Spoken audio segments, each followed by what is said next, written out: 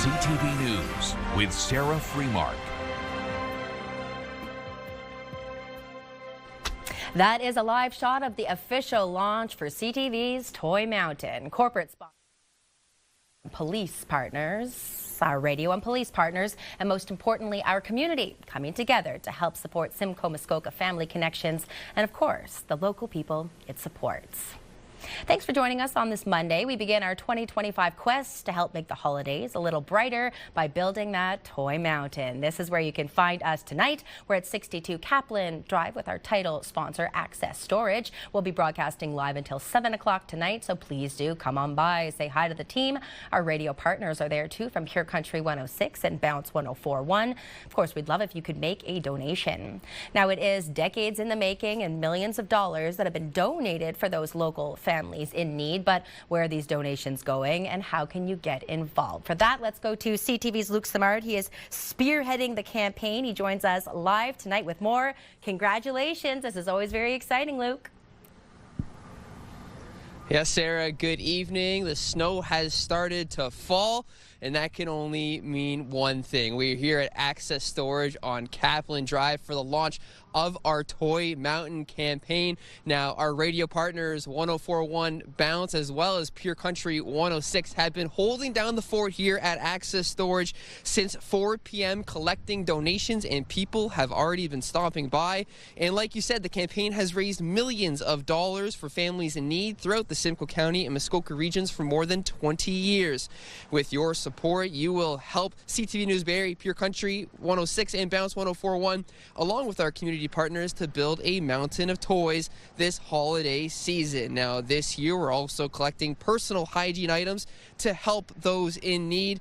Also new this year, if you can't make it to one of our live sites at our drop-off locations, we have a QR code that will take you right to our Amazon wish list where you can donate directly. Over the next 4 weeks, we will be live on location all over the community collecting toys, hygiene items for those in need. And for a full list of those locations, you can head on over to our website. Now, we will be live on location here at Access Storage until 7 p.m. tonight. We have lots of guests throughout the hour as well. Of course, all the donations that we will receive will go towards that Toy Mountain right here at Access Storage and part of CTV Barrie. Sarah, will send it back to you. I wondered if you would embrace the heritage behind the Toy Mountain. I have to try. Thanks, Luke. Looking forward to that. And of course, we are encouraging you to come on by the station to drop off a new unwrapped toy or gift card. That's 33 Beacon Road in Barrie. You can do that anytime during working hours. There's a toy box at the front of the door if you can't make it in person. As Luke mentioned, ctvbarrie.ca is where you can donate. Your click will turn into toys for local children.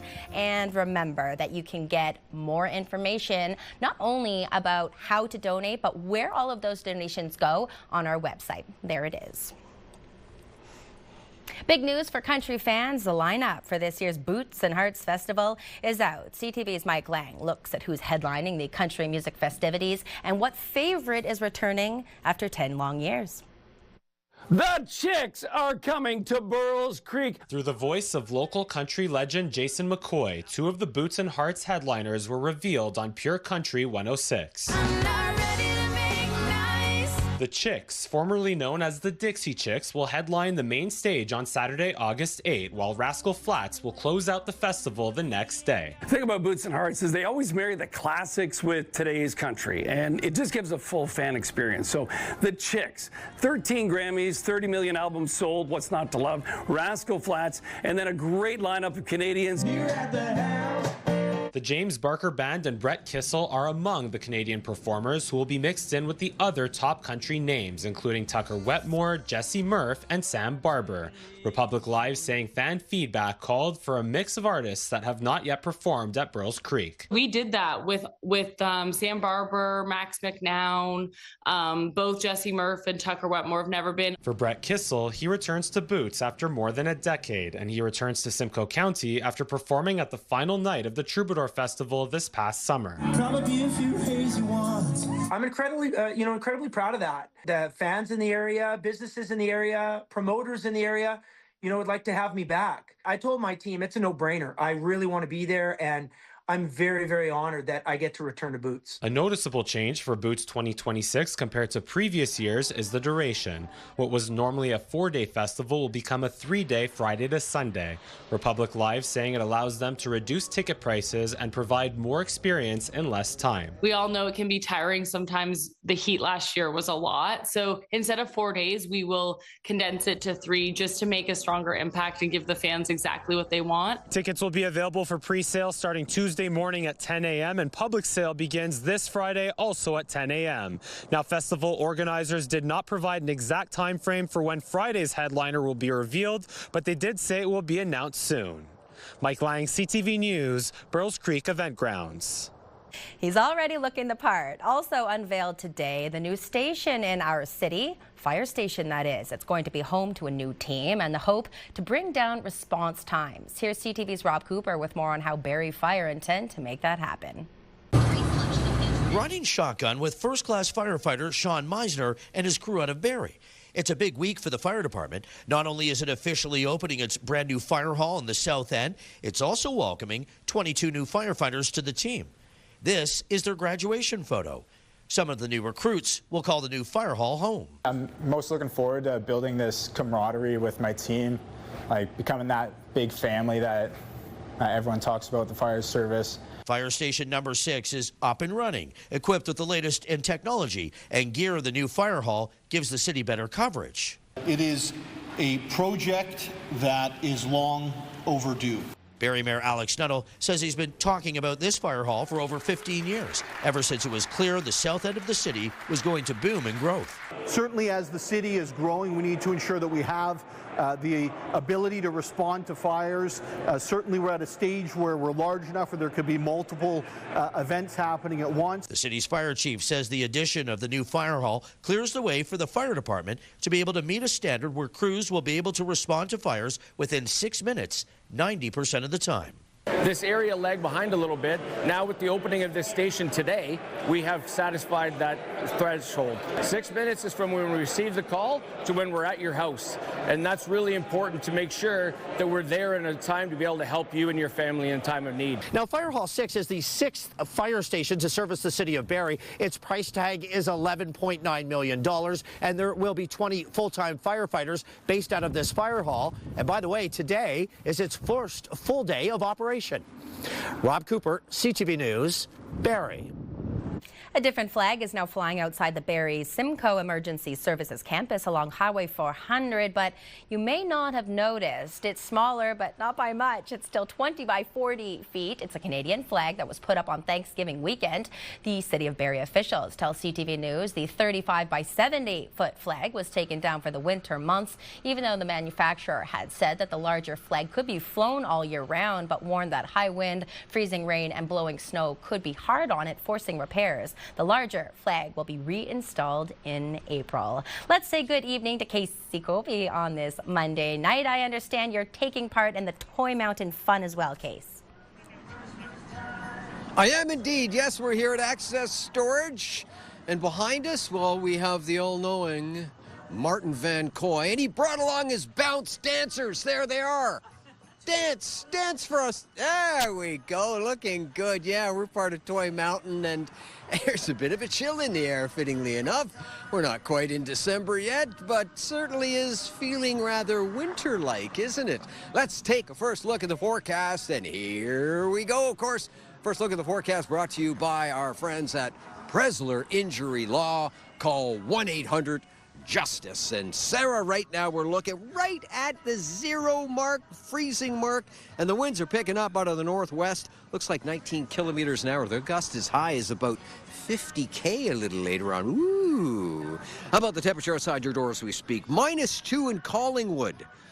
Right now, as per Environment Canada, 0 in Newmarket, 1 in the Sunshine City of Aurelia, -1 in Gravenhurst, and call it 0 in Mount Forest, Ontario. This is a look at the radar satellite images, and considerable snowfall to the west of us, I might add. We've had a few flurries. A little bit of rain today, too. Mixed precipitation, call it. That's what we've been enjoying. And certainly, the mood is right here at Access Storage. Yes, we are part of Toy Mountain. And The all-knowing Martin Van Coy and his bounce dancers are entertaining people as they come walking up right now. And coming up in just a few minutes' time, Sarah, one might ask, does the forecast look more, say Christmassy as we get into the week? Well, I'll have that answer for you coming up in a couple minutes. Back to you in the warm studio, Sarah. Thanks, Case. Provincial police, they say they continue to investigate today a suspicious death that happened in Agila, Toronto over the weekend. Police officers were at the scene at a home on Sparrow Way. They were called to the area just after 5 p.m. on Saturday. Now, details are limited, but OPP say it was an isolated incident with no signs of a broader threat. No other details, though, have been released. Durham Regional Police are investigating a fatal shooting in Beaverton. Initially, police received reports that a man had been dropped off at a local hospital with gunshot wounds, where he later died. Police confirm he had been shot in the area of Mara Road and Simcoe Street in Beaverton. The Durham Police Homicide Unit has taken over the investigation, and anyone with information is asked to come forward. Barrie police have arrested a man and are now looking for a woman after a stabbing near the waterfront on Friday afternoon. Emergency crews were called to the area of Tiffin Street and Essa Road just after 4 p.m. A 34-year-old man was taken to hospital with a serious injury. Police learned a man and woman fled the scene on foot, and officers began the search. Within 13 minutes, a 26-year-old man was found. He faces several charges, including aggravated assault. Police are still looking for the 34-year-old woman, and a warrant is now out for her arrest. Meanwhile, York Regional Police are looking for multiple suspects after a jewelry store was robbed in the Upper Canada Mall on Saturday afternoon. Police say it happened just after 3:30 p.m. when the suspects, armed with hammers, smashed display cases inside the store. The YRP officer in plain clothes, he was there, and a security guard, they both tried to intervene but were sprayed with an aerosol irritant. They both suffered minor injuries. The suspects fled to a vehicle that was waiting outside of the mall. A Tree of Hope event in Rama was called off this weekend as police say a threat was made against the event. Now, police say the threat was specific to the event itself, which had been scheduled to take place on Sunday at the Rama Police Detachment. OPP have not released details about the threat, but noted the decision to postpone was made out of an abundance of caution. 3 volunteer firefighters were injured after being struck by a vehicle in Uxbridge last night. Durham Regional Police say the firefighters were at the scene of a collision on Wag Road near Highway 47 when they were hit by an SUV. One firefighter was airlifted to a Toronto hospital where they're listed as critical but stable condition today. A fire captain suffered serious injuries and another fire captain suffered minor injuries. The Uxbridge fire chief says roads were icy at the time of that incident. And Barrie police say they want to speak to a person who was walking their dog or a dog near the downtown last week as they investigate a break and enter. This video was released showing a person walking a dog with a flashlight on a pathway at the rear of 75 Ellen Street between 6 and 6:30 p.m. on November 13th. Investigators think they may have seen a suspect that's wanted in connection to the break and enter on a second-floor condo. The suspect took jewelry and valuables. If you have any information, you're asked to call police. And so Simcoe police are looking for 3 people who are suspected in stealing more than $5,000 worth of merchandise from the Tanger Outlet Mall last month. Police say 2 women and a man walked into a store on October 11th and worked together to conceal items before placing them in a bag and leaving the store. If you recognize any of these suspects, you're asked to call South Simcoe Police. 2 full years after a former Barrie man was convicted of sexually assaulting his stepdaughter when she was young, he was before the Ontario Court of Appeal today. CTV's Mike Arcelides has the details, but a warning, some viewers may find the details in this story triggering. Richard Stickley is behind bars tonight. The convicted sexual abuser now in prison after his appeal, heard Friday by 3 judges of the Ontario Court of Appeal in Toronto, was dismissed. It's the Justice Trinity Wade thought she'd got 2 years ago in a Barrie courtroom when Stickley, her former stepfather, was found guilty and sentenced to 6 years in prison for sexually assaulting Wade when she was a child. Stickley argued a Barrie trial judge erred in finding there was a proven absence of motive when Wade came forward with allegations Stickley sexually abused her. Stickley was convicted of sexually assaulting Wade on at least 4 occasions when she was between 4 and 10 years of age. Stickley's lawyer Howard Krongold argued motives can remain hidden, and the trial judge gave, quote, undue weight to the known absence of motive that strongly bolstered the Crown's case. Krongold told the Court of Appeal Wade was motivated to ultimately come forward years later by either the family breakdown or revenge. Stickley told the court 2 years ago he was battling cancer and had a tumor. In a statement following the failed appeal, Stickley's lawyer telling CTV News, Mr. Stickley has maintained his innocence throughout these proceedings, calling the decision very disappointing, saying, we will be reviewing all available legal avenues to challenge it. In her victim impact statement 2 years ago, Wade told the court, I called you dad, I trusted you, I loved you, and I thought I was safe with you. After Stickley was found guilty, Wade successfully applied to remove the publication ban that concealed her identity as a survivor of sexual assault. Wade did not wish to provide further comment on Stickley's appeal being dismissed. Mike Arsledy, CTV News, Barrie. At Queen's Park, the Ford government is considering changes which would make some information from the province's sex offender registry public. The Premier even suggesting he would use the notwithstanding clause to make sure the change couldn't be challenged. CTV's Queen's Park Bureau Chief Siobhan Morris reports. The Ford government's contemplating opening up Ontario's registry for sex offenders. To protect our communities, protect them from people like these. I can't even put the word out there. They're a bunch of diddlers. I can't stand them. They make me sick. This comes a few weeks after Canada's highest court struck down mandatory minimum sentences for possession of child pornography. What is the Supreme Court thinking? And in September, hundreds of people showed up to a Niagara area courthouse after someone on the sex offender registry allegedly broke into a home and sexually assaulted a toddler. That's prompted many Niagara councils to ask upper levels of government to amend the Sex Offender Information Registration Act. Legislation to be introduced next week will start the ball rolling. Have meetings with our stakeholders to see what information can be released. Doug Ford already clear about some specifics he wants shared. You have a sex offender and he's living next door or down the street and you have a bunch of kids. You want to know about it. It's going to put some people at risk, I think. This former Toronto police detective explains the problem is what people do with the information. Are we going to be looking at vigilantism in neighborhoods, demonstrations in front of homes? With more eyes watching, there may be more calls to police. Because the person who's on the sex offender registry was walking past a community center. And people are going to say, oh, I'm calling the police right away because obviously he's in breach. I asked the Solicitor General if he'd thought about possible vigilantism. And that gives a person who's on the registry a greater awareness that, you know, they must behave, they must uphold the laws. The Premier expects this proposal to be challenged in court, but isn't deterred. I'll use the notwithstanding clause in a heartbeat. Siobhan Morris, CTV News. In the nation's capital tonight, the minority Liberals have picked up one of the opposition votes they'll need to pass the budget later today and avoid the possibility of an election. Green Party leader Elizabeth May has announced she will support this budget, but the Liberals can't count on her confidence forever. She says she made the decision because of the Prime Minister's commitment for Canada to meet its Paris Climate Treaty commitments. The House of Commons is set to vote in about 25 minutes' time. Canada may not reach its goal of eliminating cervical cancer by 2040. That's according to a new report by Stats Canada and the Canadian Cancer Society. Over 1,650 people in Canada are expected to be diagnosed with cervical cancer this year, and 430 lives will be lost to a disease that is preventable. There's many different factors that may be contributing to the variability in cervical cancer incidence rates that we've been seeing, including increased transmission of human papillomavirus, or HPV, as many people know it, low uptake of the HPV vaccine, lower screening rates for cervical cancer, as well as gaps in follow-up care. Data shows cancer rates are falling, but cervical cancer deaths have plateaued, even though there is a vaccine available. The report's co-author says cervical cancer is almost entirely preventable, but breast cancer mortality rates have declined by 1.5% because more women are getting mammograms and have better access to treatment.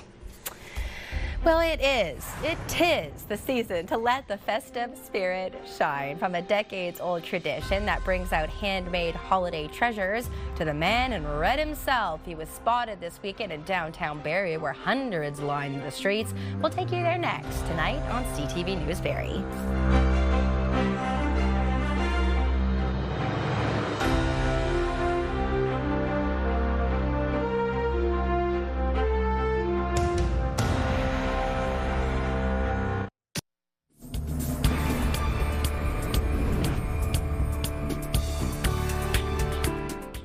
It was a busy one as Barrie wrapped up a weekend of holiday cheer after the 76th annual Santa Claus Parade.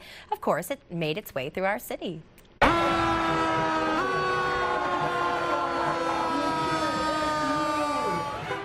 Little rain didn't stop Old St. Nick. Crowds lined the streets as dozens of floats, community groups, and marching bands brought bright lights, big smiles, and plenty of seasonal spirit. And of course, the main attraction, Santa Claus, closed out the parade waving from his famous red sleigh. So we're here for our daughter. She's with the Girl Guides float, and we're just so excited to be here. Rain or shine, we come prepared. Christmas is such a wonderful time of year, and we're just joyful that we get to be here watching our daughter. We'd be here watching her no matter what. The route led to Meridian Place, where Santa then lit up the 2025 Noella tree before a night of special fireworks, live music, and of course, more community fun. The 42nd annual Sugar Plum Fair sprinkled a little holiday magic across the city. The two-day event drew in thousands of visitors, all searching for that perfect handmade holiday treasure. Over 100 vendors from across Ontario set up shop, showcasing everything from Christmas decorations and chocolates to quilts, candles, and stained glass. All of our vendors have Ontario-made, Canadian products. All of them are handmade. And we have anything from jams, we have sewing, knitting, we have crafts of all kind, treats of all kinds, food, cookies, butter tarts, everything that your heart could desire. Shoppers loaded up on wreaths, woodwork, children's toys, and more, proving that when it comes to gift giving, this show nails the craft. In Bradford, packages were sealed, stacked, and shipped, each one packed with donations from local residents headed for families in need in Jamaica. The care boxes are headed to areas that were hit hardest by Hurricane Melissa, filled with everything from food and clothing to hygiene supplies and baby items. Organizers say every donation counts, and the community has come through in a big way. A reminder that even from thousands of kilometers away, helping hands can still make an important impact. And it was a powerful one-night screening at the South End Barrie Cineplex of the award-winning Filipino film, Asog. The movie, featuring real people, tells the story of Jaya and Arnel's journey through a storm that ravaged the Philippines, blending heart and hard-hitting realities about climate change, corruption, and identity. The Philippines sees nearly 20 typhoons every year, and the group behind this film is advocating for, the group that was promoting the film on the Friday night is advocating for better storm protection efforts. It's not something that happens once in a while. It's not something that surprises the Filipino people. We expect this. And yet, time and time again, we are met with, deaths, displacement, which forces us essentially to migrate to places like here in Canada. Personally, I came here after the Typhoon Haiyan. So I'm also one of survivors. Shown at festivals around the world, Asog's Barrie debut celebrated Filipino creativity and culture, a step in strengthening advocacy for Filipinos here at home and around the world. Those ladies are behind the local group. I met them at the Newcomer Awards. So as we mentioned a little earlier in the show, CTV's Toy Mountain, it's launched for another year. So let's go ahead and get back to CTV's Luke Samard. He is handling that for us tonight, live from Access Storage. Hi, Luke.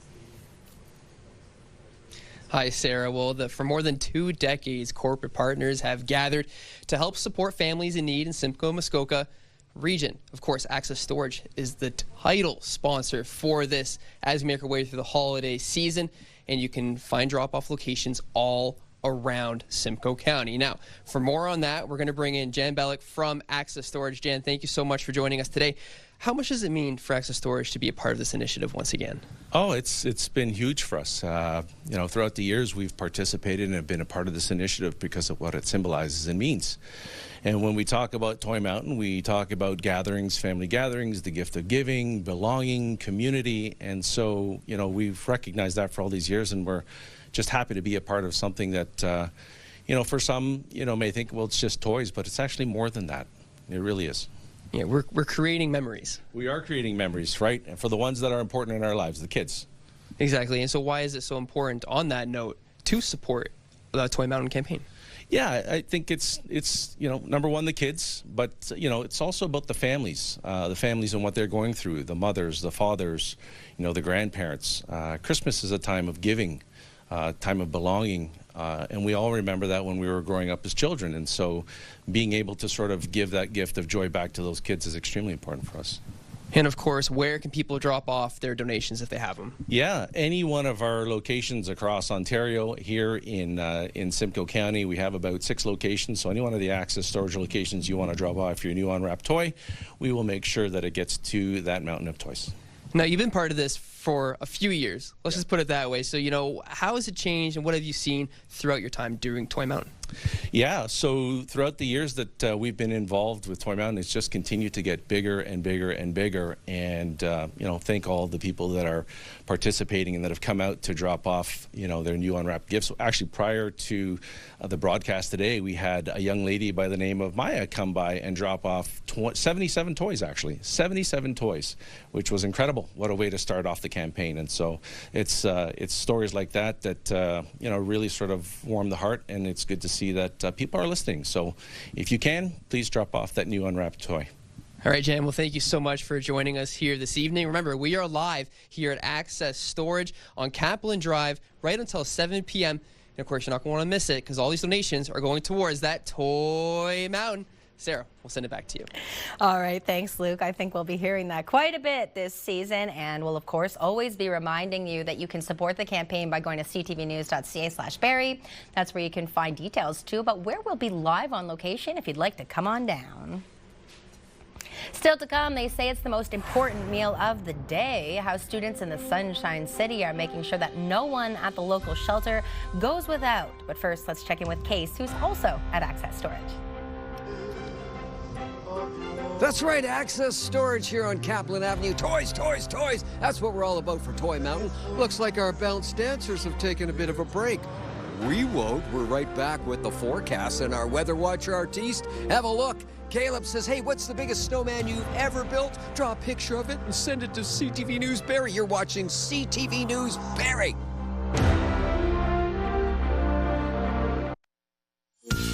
Picture this. Brought to you by Bounce 1041 and Pure Country 106.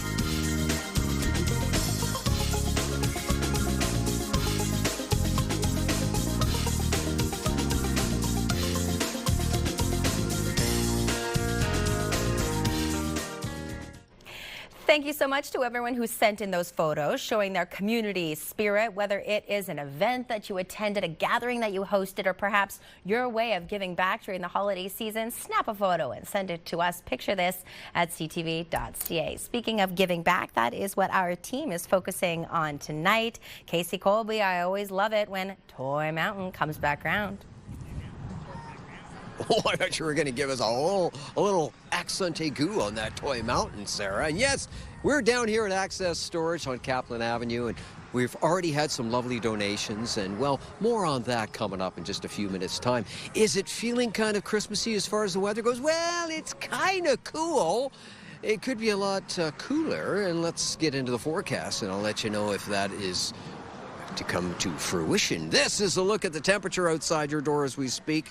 And how about 2 degrees still in Toronto, above the freezing mark, -3 in Algonquin Park, where the wild things are, 1 degree in Parry Sound, and 0 in Alliston.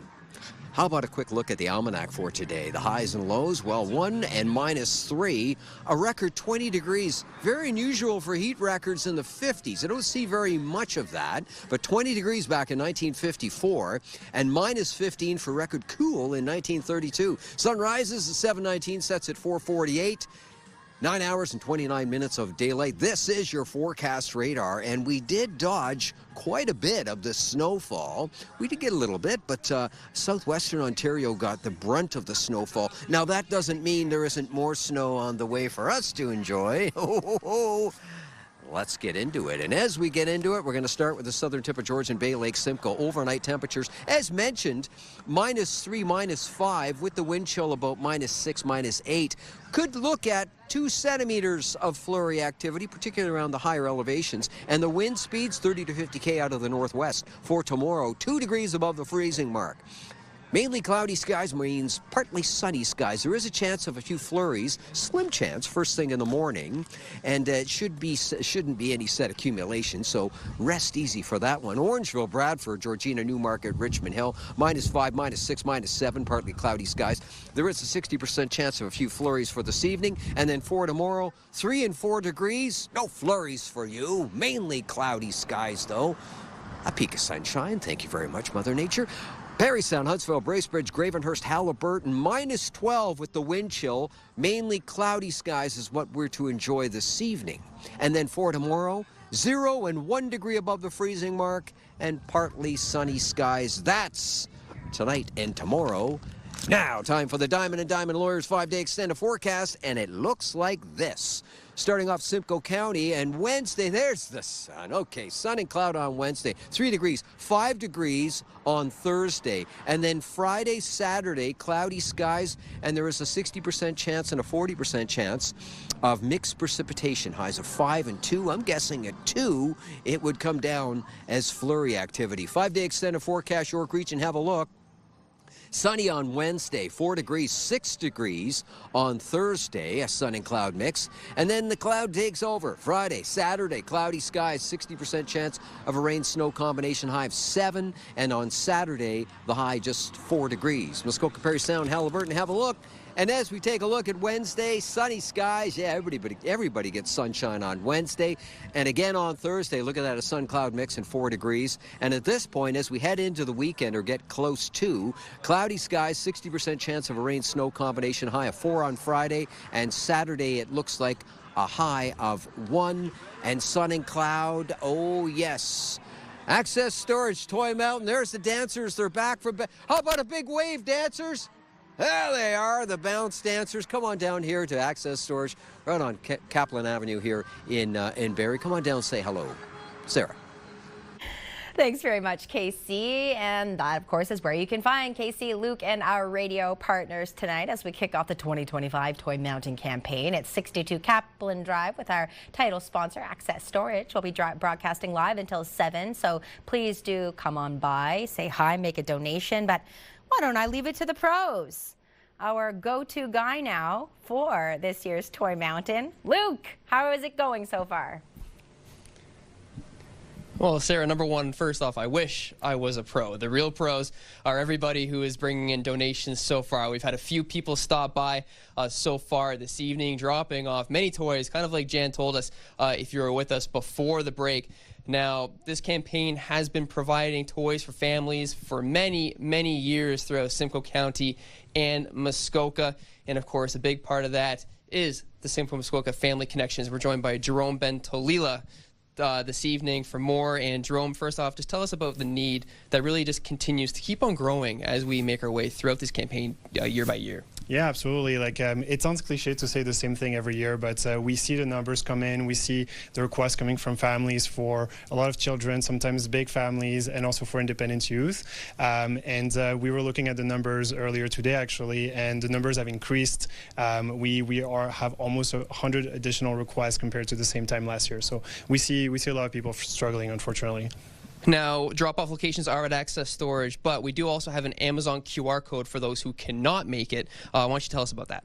Yeah, so we try to make it like very easy for donors. They can obviously drop off in person, but we also have that QR code that takes you to an Amazon wish list where we put all the most needed items. So you can just click on some of those items and it will be shipped directly to our office, which make it so easy because that way we can just pack it for the family directly. Awesome, Jerome. Well, thank you so much for joining us this evening. And, of course, there's no better way than to donate if you're able to now for this year's CTV's Toy Mountain campaign. And, of course, the donations just keep on coming in. We are live here at Kaplan Drive at Access Storage. Sarah? A reminder for everyone at home. There it is, the info, just to make sure you've got it. 33 Beacon Road, Barrie is where you can drop off a toy between 10 a.m. and 4:30 p.m. Monday to Friday, or you can always go online, ctvbarrie.ca. A local shelter put out an SOS, and students from Georgian College answered the call. Cereal is very important as it starts off your day. That's right. These students are collecting cereal for the most vulnerable members of the community. All the breakfast staples go to the Lighthouse Homeless Shelter in Orillia. It started as a way for social services students to practice their skills, but quickly became a passion project. It might only be $5 or $6, whatever it may be for a box of cereal, but that's gold in some families' lives. We definitely need to step up and help out where we can as a mom, and I know the struggles. It's real. We still have lots to come in, but as much as we can possibly get, we're happy to have. The Georgian College students have been collecting food and money since the beginning of the month and will be bringing cereal in until Thursday. That's when the Lighthouse staff will come and pick everything up. Still to come, a beer store in Barrie has officially closed its doors for good. It comes as Canadian alcohol producers say they're still dealing with what provincial trade restrictions are holding them back. Details next. Stay with us. Bounce 104.1. And this week on the show, we're giving away tickets to see Alan Doyle. Alan Doyle. Woo! So make sure you're listening weekdays from 5:30 to 10 for your chance to win.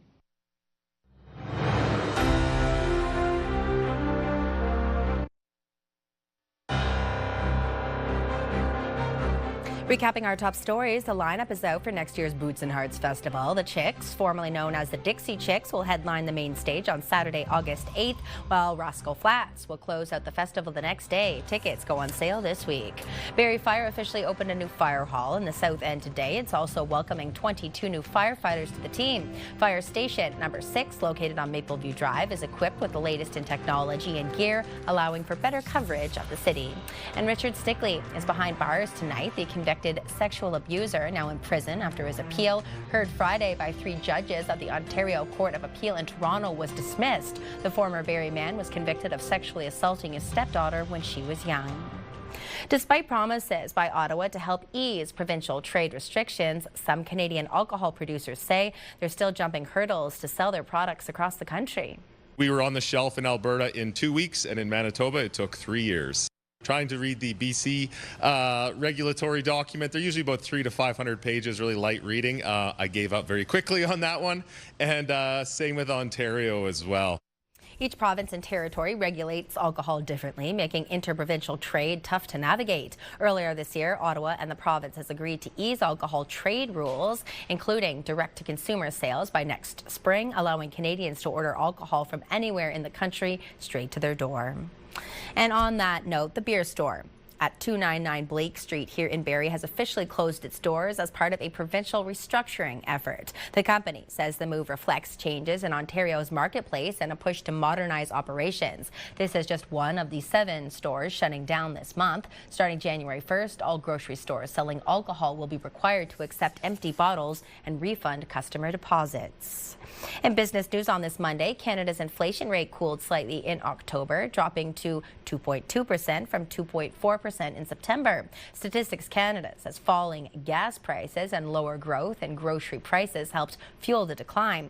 That contrasted with higher prices for cellular services and home and auto insurance. The Bank of Canada has cited stable inflation as one of the main reasons it signaled a halt to rate cuts last month. Let's go and take a look at the markets now that the day has come to a close. The TSX was down 250 points, the Dow was down 557, the Nasdaq was down 192, and commodities oil was down, closing at $59.86 a barrel. Gold was down, finishing at $4,074 an ounce, and our dollar down to end the day at 71.25 cents US.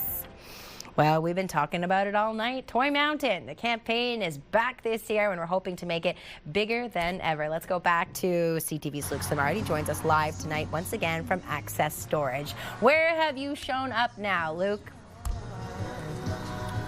Yeah, well, Sarah, we are just outside of Access Storage now. Our radio partners, Bounce 104.1 along with Pure Country 106, have been here since 4 p.m.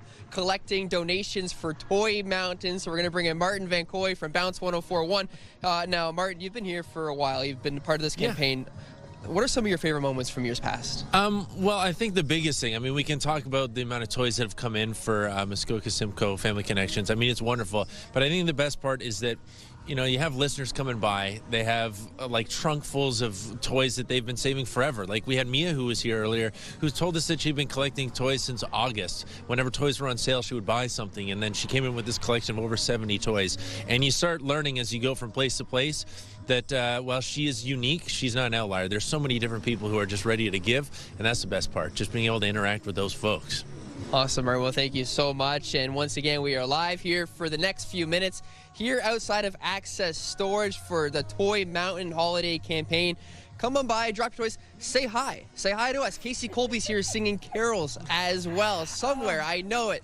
Sarah, we'll send it back inside to you. I knew I heard singing in the background. Of course that would be Casey. Okay, yes. You two go join him. Then we'll see them in just a few minutes. Still to come, though, on the other side of the break directly, Jubilation and Rider Nation. The Saskatchewan Roughriders beat the Montreal Alouettes for their first Grey Cup in over a decade. How about we bring you some highlights next on CTV Barrie? Here's a look at your Monday night primetime lineup. The NFL countdown starts at 8, followed by Vegas versus Dallas at 8:15, and CTV News Barrie will air once the football game wraps up. Thanks for staying with us. The Saskatchewan Roughriders are Grey Cup champs for the first time in 12 years. The win comes as the CFL embarks on some drastic new changes in the years to come. CTV's Scott Hurst reports. The Saskatchewan Roughriders are returning home to a hero's welcome today. Their Grey Cup victory in Winnipeg ends a championship drought for the Roughriders, who last won the Grey Cup in 2013. But to give the Montreal Alouettes credit, they made the Saskatchewan players and fans wait until the final play to start celebrating. The Alouettes with a potential chance to tie it on a last-second play to the end zone, but the pass fell incomplete. Grey Cup MVP Roughriders quarterback Trevor Harris with this message for his teammates. And without you guys, this doesn't happen, man. We're champs forever. Let's go! All of this happening as the CFL is set to make some significant rule changes over the next 2 years, including a major overhaul to the field of play. Smaller end zones, shorter fields, and moving the goalposts from the goal line to the back of the end zone. The changes are not sitting well with some die-hard fans who argue it's taking away the uniqueness of the Canadian game, while others say the changes are necessary to modernize the CFL and attract a whole new generation of fans. But first, a chance for the province of Saskatchewan to party, as the city of Regina will be hosting the championship parade tomorrow. Scott Hurst, CTV News, Toronto. The Raptors will be looking for a 4th straight win when they host the Charlotte Hornets tonight. The Raps are coming off an 18-point win over the Indiana Pacers on Saturday. The Raptors have been on a roll recently, winning 7 of their last 8 games. Tip-off for tonight's game against the Hornets just after 7:30 p.m. at Scotiabank Arena. Okay, let's set the record straight. Casey Colby, was that you singing in the background there at Access Storage? Oh, never tell. I'm a big Burl Ives fan, though. Who isn't? Who isn't a big Burl Ives fan? And a fan of Toy Mountain? Well, we'll get to that in just a moment or two. Let's talk about the Get Up and Go. Yeah, here we go. First thing tomorrow morning, Sarah. Have a walk in Barrie. Looks like -3.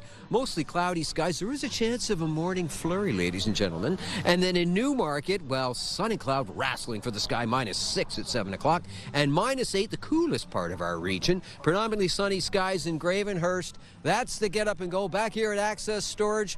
And my good friend, we're Access Storage brothers. Yeah, we are. You can hardly tell the difference between us. It's Luke Samard again, and he has a Toy Mountain Christmas message. Luke, what is your message? Yes, Casey, we're wrapping up here at Access Storage on Friday. We'll be at Tile Master on Ann Street. Radio partner showing up at 4 o'clock. We get here at 5:30, of course, so we're looking forward to it. I can't wait to see your hat. I can't either. You gotta stay tuned. You have to stay tuned. Sarah, it's all about Toy Mountain. Back to you.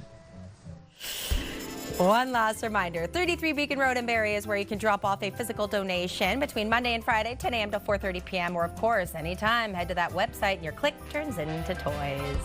That is our newscast on this Monday night. I'm Sarah Freemark. Jack will join you tonight at 11 and have all of the details about the budget. Good night.